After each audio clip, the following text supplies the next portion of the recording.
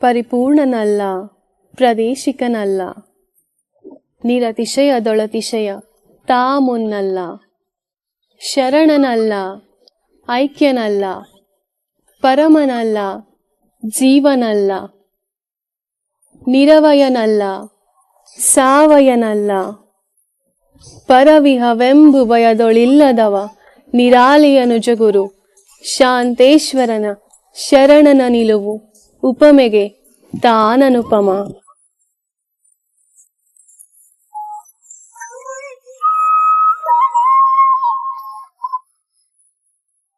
ಬಲೆ ವೀರಮ್ಮ, ವಚನವು ತುಂಬಾ ಅದ್ಭುತವಾಗಿದೆ. ನಿಜ ಶರಣನ ನಿಲುವನ್ನು ತುಂಬಾ ಚೆನ್ನಾಗಿ ಈ ವಚನದಲ್ಲಿ ಹೇಳಿದ್ದೀವಿ. ಎಲ್ಲವೂ ತಮ್ಮ ಮಾರ್ಗದರ್ಶನ, ಬಸವಣ್ಣನವರ ಕೃಪೆಯಲ್ಲವೇ?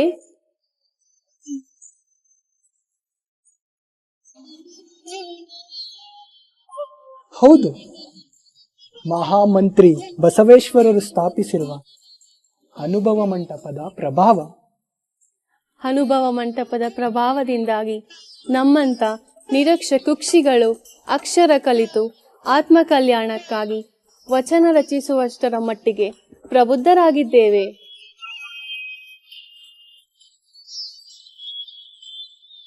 ನಾನೇ ಅಲ್ಲ, ಅನೇಕ ಶರಣ ಶರಣೆಯರು ವಚನಗಳನ್ನು ರಚಿಸುತ್ತಿದ್ದಾರೆ.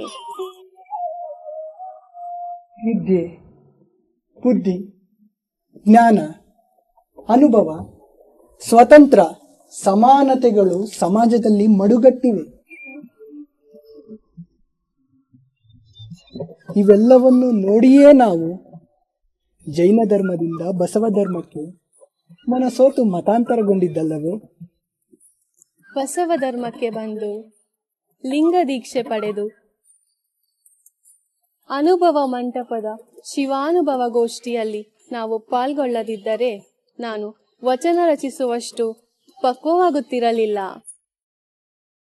ಜೈನ ಧರ್ಮಕ್ಕೂ ಬಸವ ಧರ್ಮಕ್ಕೂ ಕೆಲವು ಸಾಮ್ಯತೆಗಳಿವೆ.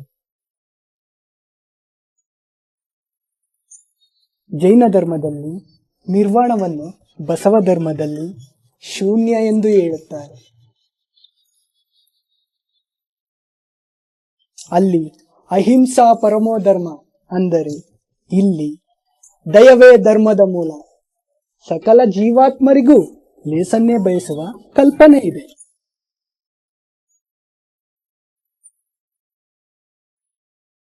ಸ್ತ್ರೀ ಸ್ವಾತಂತ್ರ್ಯವು ಜಿನ ಧರ್ಮದಲ್ಲಿ ಕಾಣುತ್ತಿಲ್ಲ. ಬಸವ ಧರ್ಮದಲ್ಲಿ ಸ್ತ್ರೀ ಸ್ವಾತಂತ್ರ್ಯ, ಸಮಾನತೆ ಎಲ್ಲವೂ ಇದೆ. ಸಕಲ ಜೀವಾತ್ಮರಿಗೂ ಲೇಸನ್ನೇ ಬಯಸುವ ದಯವೇ ಧರ್ಮದ ಮೂಲವಯ್ಯ ಎಂಬ ತತ್ವವನ್ನು ಕೃತಿಯಲ್ಲಿರಿಸಿ ನಾವು ನಮ್ಮ ಜೀವನವನ್ನು ಸಾಗಿಸುತ್ತಿದ್ದೇವೆ. ನಾವೇ ಧನ್ಯರು.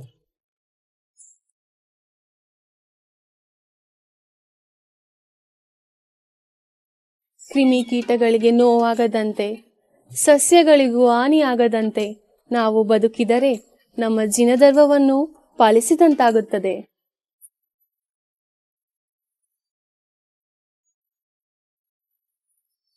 ಯಾವ ಧರ್ಮವು ಕೆಟ್ಟದನ್ನು ಬೋಧಿಸಿಲ್ಲ. ಆದರೆ ಮಾನವನು ಧರ್ಮವನ್ನು ಸರಿಯಾಗಿ ಅರ್ಥ ಮಾಡಿಕೊಳ್ಳದೆ ತಪ್ಪಾಗಿ ಅರ್ಥೈಸಿಕೊಂಡು ತಪ್ಪು ಮಾರ್ಗದಲ್ಲಿ ನಡೆಯುತ್ತಿದ್ದಾನೆ.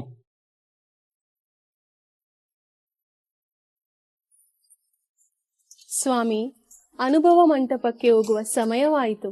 ನಡೆಯಿರಿ, ಹೋಗೋಣ.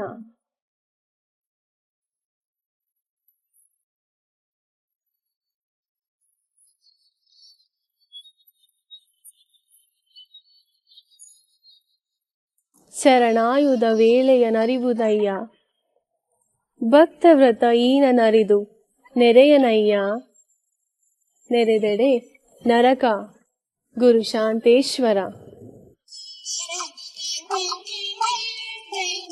ಅದರಿಂದಾಗಿಯೇ ನಾವು ಅಹಿಂಸಾ ರಥವನ್ನು ಕಟ್ಟುನಿಟ್ಟಾಗಿ ಹಿಡಿದು ರಥಕ್ಕೆ ಕಳಂಕ ಬಾರದೆ ಪಾಲಿಸುತ್ತಿದ್ದೇನೆ. ನುಡಿವಲ್ಲಿ ಕಿಂಕಲವನರಿದು, ಕರವ ಬೀಸುವಲ್ಲಿ ತುಷಾರ ಕೀಟವನರಿದು, ಅಡಿ ಇಡುವಲ್ಲಿ ಪೊಡವಿಯಲ್ಲಿ ಹೊರಹೊಮ್ಮಿದ ಜೀವನ ಚೇತನಾರಿಗಳನ್ನರಿದು, ಮತ್ತೆ ನೀಡುವಲ್ಲಿ ಹಿಡಿವಲ್ಲಿ ಮತ್ತೊಂದ ಒಡಗೂಡುವಲ್ಲಿ ಒಡಗೂಡಿ ಬಿಡುವಲ್ಲಿ. ಸರ್ವದಯಕ್ಕೆ ಪಡಿಪುಚ್ಚವಿಲ್ಲದಿರಬೇಕು ಇಂತಿ ಸಡಗರದ ಚಿತ್ತ ದಸರೇಶ್ವರ ಲಿಂಗವ ನೋಡಗೂಡುವ.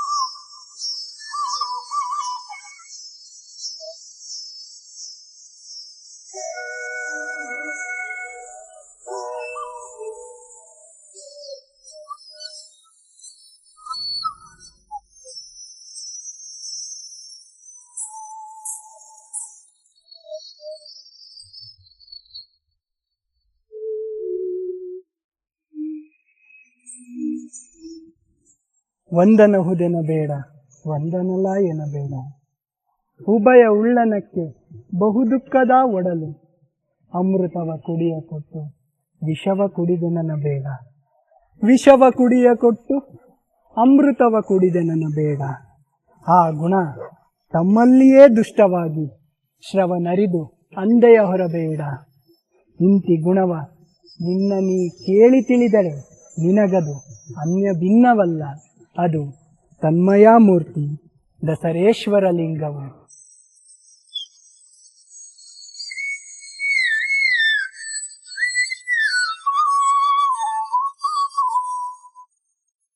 ಅಖಂಡ ಚೈತನ್ಯಾತ್ಮಕ ಶಕ್ತಿಯೇ, ಏನು ನಿನ್ನ ಲೀಲೆ? ಕ್ರಿಮಿಕೀಟ ಮೃಗ ಪಕ್ಷಿ ತರುಲತೆಗಳನ್ನು ಸೃಷ್ಟಿಸಿ ಅವುಗಳ ಲೀಲೆಯನ್ನು ಕಂಡು ಆನಂದಿಸುತ್ತಿದ್ದೀವಿ.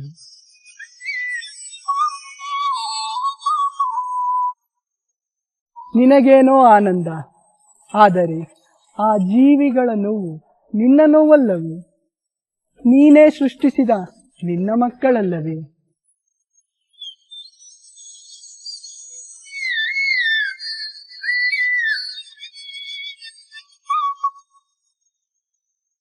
ಎಲ್ಲವೂ ಮಾನವನಿಗೆ ಅರ್ಥವಾಗದ ಚಟುವಟಿಕೆಗಳು. ಇದೆಲ್ಲ ನಿನಗೆ ಏಕೆ ಬೇಕು ದೇವ?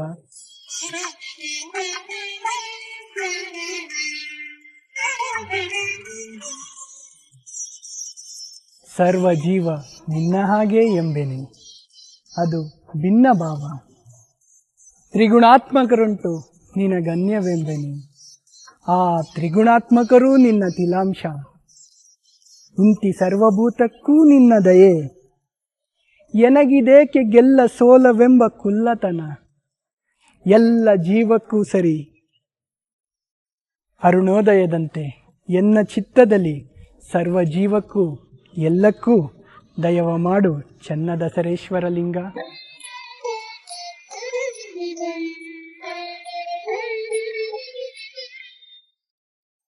ಹೂಗಳಲ್ಲಿ ಮಕರಂದವನಿಟ್ಟೆ, ಮಕರಂದವ ಹೀರಲು ದುಂಬಿಯ ಬಿಟ್ಟೆ, ದುಂಬಿಯ ತಿನ್ನಲು ಅಲ್ಲಿ ಕಪ್ಪೆ ಬಿಟ್ಟೆ, ಕಪ್ಪೆಯನ್ನು ತಿನ್ನಲು ಆವು ಹರಿಯ ಬಿಟ್ಟೆ. ಇದೆಲ್ಲವನ್ನು ನೋಡುತ್ತಾ ನಿನಗೆ ಆನಂದವೇ? ನನಗೆ ಮಾತ್ರ ಇದೆಲ್ಲವನ್ನು ನೋಡಲಾಗದು. ರಕ್ಷಕನೂ ನೀನೆ, ಭಕ್ಷಕನೂ ನೀನೆ. ನಾನು ಯಾರನ್ನೂ ರಕ್ಷಿಸಲಾರೆ, ಶಿಕ್ಷಿಸಲಾರೆ. ಎಲ್ಲವೂ ನಿನ್ನ ಆಟ. ಆಡು ಆಡು.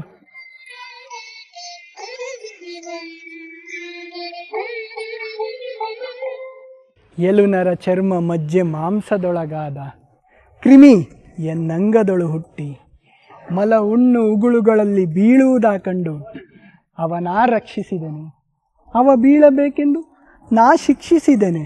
ಇಂತಿ ಜೀವದ ದುಷ್ಟವ ಕಂಡು ಎನಗಿದೆತ್ತಣ ಸರ್ವ ಜೀವದಯೆ, ಈ ರಕ್ತದ ಲೇಪವ ಬಿಡಿಸ.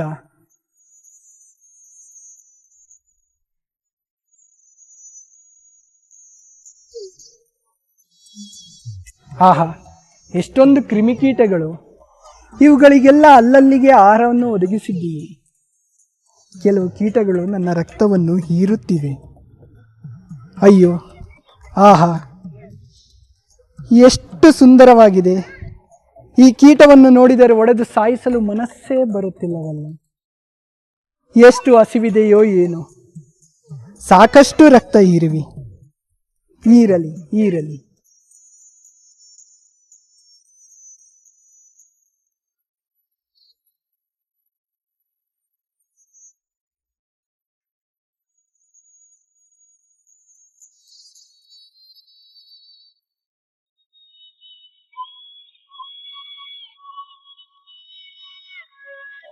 ಇಂದಿಗಿಷ್ಟು ಸಾಕು.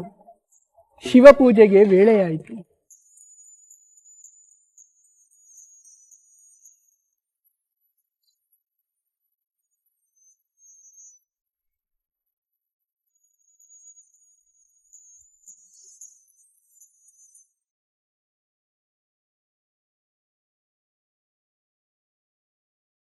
ಎಲ್ಲೋದ ಇವನು? ಹುಡುಕಿ ಹುಡುಕಿ ಸಾಕಾಯ್ತು.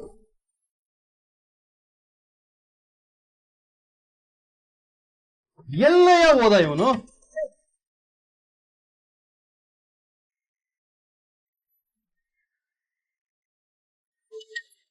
ಎಲ್ಲಯ್ಯ ಹೋದೆ ನೀನು? ಹುಡುಕಿ ಹುಡುಕಿ ಸಾಕಾಯ್ತು. ನಾನು ನಿನ್ನ ಹುಡುಕೊಂಡು ಮನೆ ಹತ್ರ ಹೋಗಿದ್ದೀನಿ. ನಾನ್ ನಿನ್ನ ಹುಡ್ಕೊಂಡು ನಿಮ್ಮನೆ ಹತ್ರ ಹೋಗಿದ್ನಯ್ಯ. ಅಯ್ಯೋ ಸರ್, ಹೋಯ್ತು ಬಿಡು. ಏನಪ್ಪ ಸಮಾಚಾರ? ಇನ್ನೇನಯ್ಯ, ಕೇಳಿದ್ಯಾ ಆ ದಸರನ ಕತೆ? ನೋಡ್ದೆ ಕೇಳ್ದೆ. ಅಲ್ಲ, ಈ ಜಿನ ಧರ್ಮ ಬಿಟ್ಟು ಬಸವ ಧರ್ಮದ ದೀಕ್ಷೆ ತಗೊಂಡವನಲ್ಲ, ಜಿನ ಧರ್ಮ ಏನಾಗೈತೆ? ಜಿನ ಧರ್ಮದಲ್ಲೂ ಅಹಿಂಸಾ ಧರ್ಮ ಐತೆ. ಈ ಬಸವ ಧರ್ಮದಲ್ಲಿ ಏನೈತಯ್ಯ?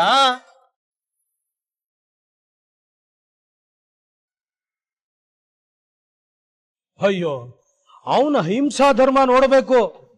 ಕ್ರಿಮಿ ಕೀಟಗಳಿಗೂ ನೋವಾಗದೆ ಇದ್ದ ಹಾಗೆ ವ್ರತ ಮಾಡ್ತಾ ಇದ್ದಾನೆ. ಕ್ರಿಮಿ ಕೀಟ ಎಲ್ಲಾದ್ರೂ ಹೋಗ್ಲಿ, ಗಿಡ ಮರಗಳಿಗೂ ಜೀವ ಇದೆ, ಅವಕ್ಕೆ ನೋವಾಗಬಾರ್ದು, ಅವನ್ನ ಮುರಿಬಾರ್ದು ಅಂತೇಳಿ ಅಹಿಂಸಾ ಧರ್ಮ ವ್ರತ ಮಾಡ್ತಾ ಇದ್ದಾನೆ. ಅಲ್ಲ, ನಿಜವಾಗ್ಲೂ ಅಹಿಂಸಾ ವ್ರತ ಪಾಲಿಸೋಕ್ ಸಾಧ್ಯನಾ? ಅದಾಗುತ್ತಾ? ಏನೋ ಹಾಗಂತ ಮಾಡ್ತಾ ಇದ್ದಾನಪ್ಪ. ಯಾರಾದ್ರೂ ಜಗಳಕ್ಕೆ ಹೋದ್ರು ಅನ್ಕೊಳಪ್ಪ, ಅವಾಗ ಏನ್ ಮಾಡ್ತಾನೆ? ಅವನೆಂತ ಸಾಧು ಮನುಷ್ಯ ಅಂದ್ರೆ ಯಾರು ಅವನ ಹತ್ರ ಜಗಳನೇ ಮಾಡೋದಿಲ್ವೇ. ಒಂದ್ ವೇಳೆ ಹೋದ್ರು ಅನ್ಕೊಳಪ್ಪ, ಅವಾಗ ಅವನು ತಲೆ ತೆಗೆಸ್ಕೊಂಡು ಸುಮ್ಮನೆ ಹೋಗ್ಬಿಡ್ತಾನೆ. ಇನ್ನು ಜಗಳ ಎಲ್ಲಿಂದ ಬಂತು? ನೋಡು, ಅವನು ವ್ರತನ ಭಂಗ ಮಾಡ್ಬೇಕು. ಇಷ್ಟೊಂದು ಅಹಿಂಸಾ ವ್ರತನ ಯಾರಿಂದಲೂ ಸಾಧ್ಯವಿಲ್ಲ ಅನ್ನೋದನ್ನ ಸಾಬೀತುಪಡಿಸ್ಬೇಕು. ಹಾಗಾದ್ರೆ ಹೇಗೆ ಅದು? ಏನ್ ಮಾಡೋದು? ರೇಣುಕ, ನೀನೇ ಒಂದು ಉಪಾಯ ಮಾಡು ನೋಡೋಣ.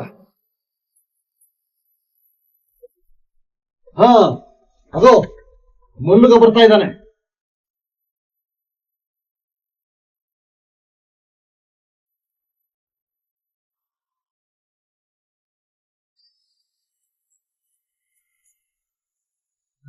ಯಾವ ಮಲ್ಲುಗ?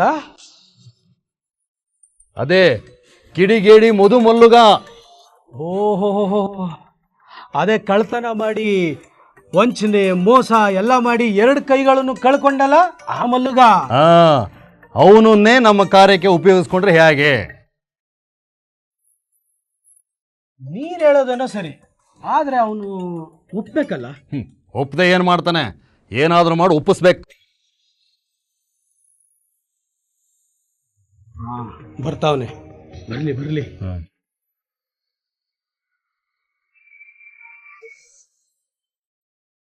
ಏ ಮಲ್ಲುಗ, ಬಾಯ್ಲೆ. ಯಾರು? ನಾನೇ. ನೀನೇ ಕಣಯ್ಯ, ಬಾ. ಏನಯ್ಯ ಮಲ್ಲುಗ, ಆರೋಗ್ಯವೇನಯ್ಯ? ಆರೋಗ್ಯನೇನಣ್ಣ? ಏನ್ ಕರ್ದಿದ್ದು? ಆರೋಗ್ಯವಾಗೇನೋ ಇದೆಯಾ, ಆದ್ರೆ ಪಾಪ ನಿನ್ನ ಕೈಯೇ ಇಲ್ವಲಯ್ಯ. ನಿನಗಿದ್ರ ಬಗ್ಗೆ ಬೇಸರ ಸಿಟ್ಟು ಏನು ಬರೋದಿಲ್ವಾ? ಸಿಟ್ಟೇನು ಬರ್ತಾ ಇದೆ, ಆದ್ರೆ ಏನ್ ಮಾಡ್ಲಣ್ಣ? ಪಾಪ ಏನೇನೋ ಮಾಡ್ಕೊಂಡು ಜೀವನ ಮಾಡ್ತಾ ಇದ್ದೆ, ಅದಕ್ಕೂ ಕಲ್ಲಾಕಿದ್ರು ಪಾಪಿಗಳು. ನಿನ್ನ 2 ಕೈನು ತೆಗೆದು ಬಿಟ್ರಲ್ಲ. ಮಲ್ಲುಗ, ಏನಾದ್ರೂ ಮಾಡಿ ಸೇಡು ತೀರಿಸ್ಕೋಬೇಕು ನೀನು. ಹೂನಣ್ಣ, ನನಗೂ ಹಂಗೆ ಅನ್ಸ್ತೈತೆ. ಇರ ಕೈಗಳನ್ನ ನೋಡಿದಾಗ ರಕ್ತ ಕುದೀತೈತೆ. ಆದ್ರೆ ಏನ್ ಮಾಡೋದು? ಏನಾದ್ರು ನೀವೇ ಹೇಳ್ರಣ್ಣ. ಮಲ್ಲುಗ, ದಸರಯ್ಯ ಅಂತ ಒಬ್ಬ ಶರಣ ಇದ್ದಾನೆ, ನೀನು ನೋಡಿರ್ತೀಯ ಅವನ್ನ. ನೋಡಿದ್ದೀನಿ. ಏನ್ ಹೇಳಿ? ಅವನು ನಾನೇ ಮಹಾಶರಣ ಅನ್ನೋ ಅಹಂಕಾರ ಇದೆ ಅವನಿಗೆ. ಅವನು ಅಹಿಂಸಾ ವ್ರತ ಮಾಡ್ತಾ ಇದ್ದಾನೆ. ಕ್ರಿಮಿ ಕೀಟಗಳಿಗೂ ಪಕ್ಷಿ ಮೃಗಗಳಿಗೂ ಗಿಡ ಮರಗಳಿಗೂ ನೋವಾಗದೇ ಇರೋ ಹಾಗೆ ಮಾಡುವಂತ ವ್ರತ ಮಾಡ್ತಾ ಇದ್ದಾನ ಅವನು. ಅವನು ವ್ರತನ ಭಂಗ ಮಾಡಬೇಕು. ಹೆಂಗೆ? ಅವನು ಶರಣರಿಗೆ ಮಾತ್ರ ಶರಣು ಮಾಡ್ತಾನೆ. ನೀನು ಪಕ್ಕ ಶರಣರ ವೇಷ ಹಾಕೊಂಡೋಗಿ ಅವನು ವ್ರತ ಕೆಡಿಸ್ಬೇಕು. ನೀನು ವ್ರತ ಕೆಡಿಸಿ ಖ್ಯಾತೆ ಮಾಡಿ ಈ ನಿನ್ನ ಮೋಟು ಕೈಗಳಿಂದ ಅವನಿಗೆ ಹೊಡಿಬೇಕು. ಅವನು ನಿನ್ನ ತಿರುಗಿ ಹೊಡೆಯೋ ತನಕ ನೀನು ಹೊಡಿತಾನೆ ಇರಬೇಕು. ಅವನು ಅಹಿಂಸಾ ವ್ರತ ಮಾಡ್ತಾ ಇರೋದ್ರಿಂದ ನಿನಗೆ ತಿರುಗಿಸಿ ಹೊಡೆಯೋದಿಲ್ಲ. ನೀನು ಮಾತ್ರ ಯಾವುದ್ಯಾವುದೋ ತಪ್ಪು ಹುಡುಕಿ ಹುಡುಕಿ ಹುಡುಕಿ ಅವನು ಹೊಡಿತಾನೆ ಇರಬೇಕು. ಅವನು ವ್ರತ ಕೆಡಿಸ್ಬೇಕು. ಅವನು ವ್ರತ ಕೆಡಿಸಿದ್ರೆ ಈ ನಿನ್ನ ಸೇಡು ತೀರ್ದಂಗಾಗತ್ತೆ ನೋಡಪ್ಪ. ಅದೇನ್ ಮಹಾ ದೊಡ್ಡ ಕೆಲಸ. ನಾಳೆನೆ ಮುಗಿಸ್ತೀನಿ. ನೀವು ಬಂದು ನಿಂತು ಮರೆಯಲ್ಲಿ ನೋಡಿ. ಒಂದುಗ, ನೀನು ಹೋಗುವಾಗ ಹಣೆಗೆ ವಿಭೂತಿ, ಕೋರಳಿಗೆ ರುದ್ರಾಕ್ಷಿ, ಕಾವಿ ಹಾಕೊಂಡು ಹೋಗಬೇಕು. ಹಂಗೆ ಆಗ್ಲಣ್ಣ, ಹೋಗ್ತೀನಿ.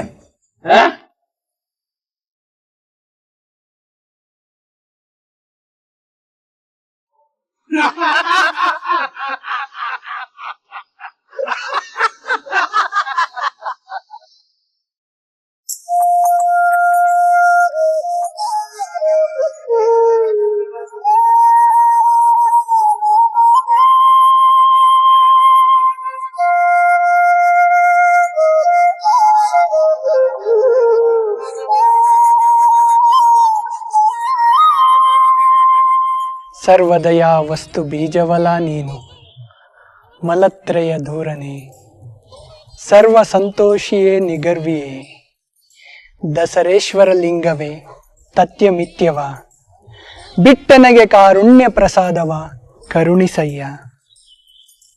ಹೇ ದೇವನೇ, ಅಹಿಂಸಾ ರಥವು ಅತಿ ಕಷ್ಟಕರ. ನಾನು ರಥಕ್ಕೆ ಎಲ್ಲಿ ಭಂಗ ತಂದುಕೊಳ್ಳುವೇನೇನೋ ಎಂಬ ಭಯ ನನ್ನಲ್ಲಿ ಕಾಡುತ್ತಿದೆ. ಭಂಗ ಬರದಂತೆ ಕಾಯುವವಣೆ ನಿನ್ನದೇ ಆಗಿದೆ ದೇವ. ಆಹಾ, ಇಂದೇನು ಹೂಗಳು ಬಹಳ ಕಡಿಮೆ ಇವೆಯಲ್ಲ. ಕೆಳಗಿರೋ ಹೂಗಳನ್ನೆಲ್ಲ ಕಿತ್ತಿದ್ದಾಯ್ತು. ಮೇಲೆ ಒಂದು ಹೂ ಇದೆ. ರಂಬೆ ಬಗ್ಗಿಸಿ ಕೀಳುತ್ತೇನೆ.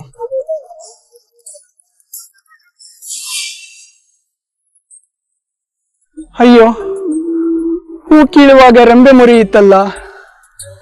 ಗಿಡಕ್ಕೆ ಎಷ್ಟು ನೋವಾಯಿತೋ ಏನು.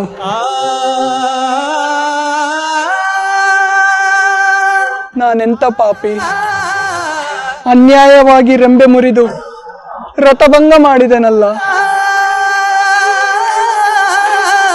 ಗಿಡಕ್ಕೆ ಎಷ್ಟು ನೋವಾಯಿತೋ ಏನು.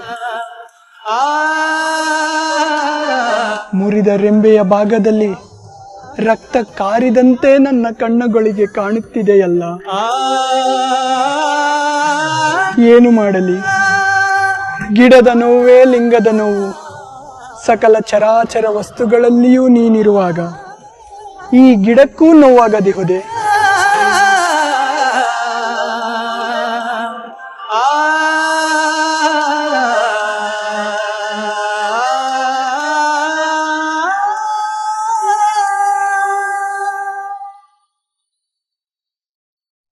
ಪೃಥ್ವಿಯ ಅಂಶಿಕ ಅಂಗವಾಗಿ, ಅಪ್ಪುವಿನ ಅಂಶಿಕ ಶುಕ್ಲ ಶೋಣಿತವಾಗಿ, ತೇಜದ ಅಂಶಿಕ ಹಸಿವಾಗಿ, ವಾಯುವಿನ ಅಂಶಿಕ ಜೀವಾತ್ಮವಾಗಿ, ಆಕಾಶದ ಅಂಶಿಕ ಬ್ರಹ್ಮರಂಧ್ರವಾಗಿ, ಇಂತಿ 5 ಗುಣವುಳ್ಳನಕ್ಕ ಗೆಲ್ಲ ಸೋಲ ಬಿಡದು ಇವನಲ್ಲಿಗಲ್ಲಿಯೇ ಇಂಬಿಟ್ಟು ಇಂತಿ ಲಲ್ಲಯ್ಯ ಬಿಡಿಸಯ್ಯ. ಎನ್ನಲಿ ನಿನಗೆ ಕುಲ್ಲತನ ಬೇಡ, ಅದು ಎನ್ನ ಸೋಂಕಲ್ಲ, ಅದು ನಿನ್ನ ಸೋಂಕು. ದಸರೇಶ್ವರ ಲಿಂಗ.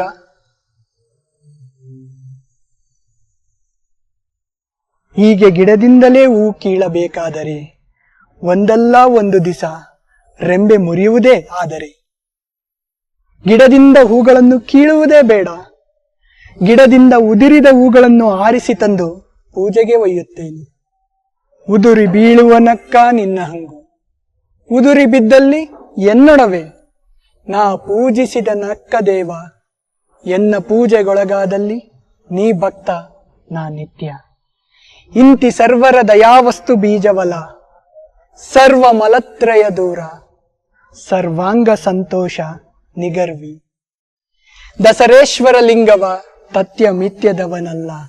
ಹೇ ದೇವ, ಬಾಡಿದ ಹೂ ಬೇಡ, ಮರದ ಹೂವೇ ಬೇಕು ಎಂದು ನೀನು ಬಯಸಿದರೆ ನಿನ್ನಲ್ಲೂ ಆಸೆ ಮೂಡಿ ನೀನು ದೈವತ್ವನ್ನೇ ಕಳೆದುಕೊಳ್ಳುವೆ. ನೀನೇ ಭಕ್ತನಾಗಿ ಬಿಡುವೆ. ನೆನಪಿರಲಿ, ನಾಳೆಯಿಂದ ಹೂಗಿಡದ ಬುಡದಲ್ಲಿ ಗೋಮಯದಿಂದ ಮಡಿಮಾಡಿ ಶುದ್ಧಿಗೊಳಿಸುತ್ತೇನೆ. ಅಲ್ಲಿ ಬಿದ್ದ ಹೂಗಳನ್ನು ಆರಿಸಿ ತಂದು ಪೂಜೆಗೆ ಬಳಸುತ್ತೇನೆ.